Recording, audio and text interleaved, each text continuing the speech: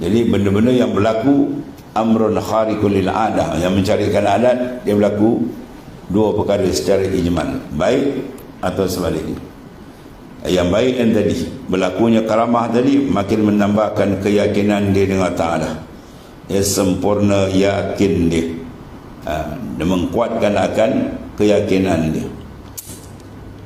Allah, dan menambahi akan tamkin, ya, dan menunjuk akan hamba perjalanan Allah Subhanahu wa taala. Dan berlaku juga karamah tadi sebagai hikmah yang besar. Itu yang baik. Lagi satu benda yang kedua, ini bahaya.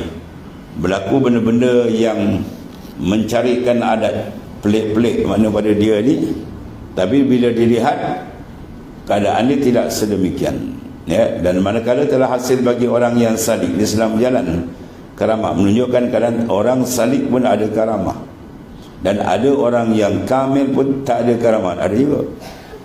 Yang ni salik pun berjalan turun muka macam-macam. Yang ni berjalan lama dah usul tapi tak ada apa-apa pun, ada juga. Pun tanya tak nampak, pelik-pelik tak ada apa dia.